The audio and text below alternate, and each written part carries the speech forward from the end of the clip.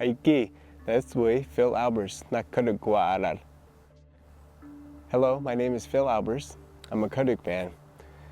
I'm here today at Sue-meg Village, and I'm going to talk about plank houses, or pit houses. In Kaduk, we say Ikrivram.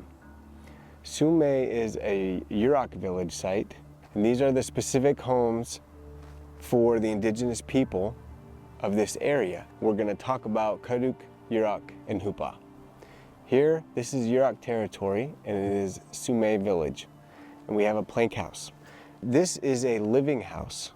These houses were built and constructed to be a permanent structure. They would be partially dug out underground and then partially above ground. This is a process that incorporates geothermal heating and cooling. They are also layered or tiered, and at the very bottom would be a place where they could have a fire. These living houses were one room, no windows, and typically one door.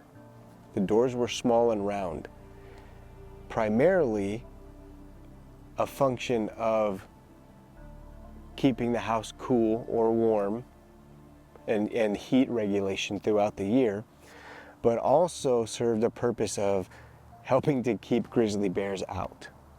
And we can see that this is an entirely wood construction. Traditionally, these would be redwood planks, which these are here. Now, some houses weren't always redwood. Some were cedar, some were even fir, depending on the availability and location and the wealth of that family building that house. The construction of the house is extremely sturdy. As you can see, they go into the ground quite a ways, but they're also sticking out. One additional feature about these houses is that these roofs and any of these boards are made to be easily replaced without having to tear down an entire house. The roof can be built in a way that it can be removed for ceremonial or very special circumstances when needed. And now I can say Chumi won fuduk. In Kaduk, that means let's crawl inside the house. And here we are down into the house.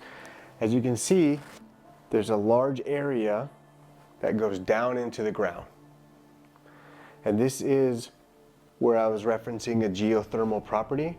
The earth is actually the insulation along with the redwood. And this is what keeps the temperature regulated. This can be warm during the winter time if you build a fire right in the very center at the lowest point, or it can be cool in the summertime. The construction of the house on the inside includes ridge beams and support beams that again lock everything in place.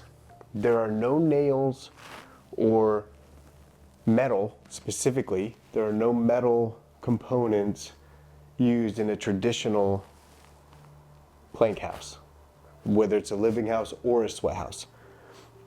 But one of the other components, as you can see the way the roof is built, that it's not completely pitch black, but those gaps can be filled in and plugged during times when it's needed. But one of the other features is the walls of these houses have gaps. And it is at some point that you could actually shoot through from inside out if you need to.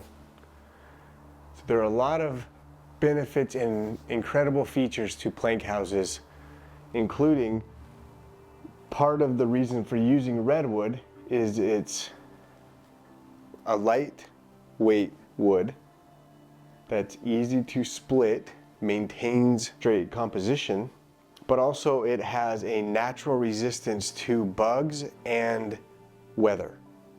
So it is an incredibly valuable resource for building a house and lasting a long time. Now, these plank houses were constructed and crafted by an entire community when needed. There was not one company that would just go around and build houses and get paid for it. There would be crafters and families that may specialize in doing that, but those services weren't anything like what you might think of today. In order to have a house, the resources required were significant. And in order to have that kind of support within the community, there were a great number of factors that had to be in alignment in order for that to happen. And one of the biggest factors would be your reputation within that community. Did the community feel like they were bettering their community by having you or your family have a house within that community?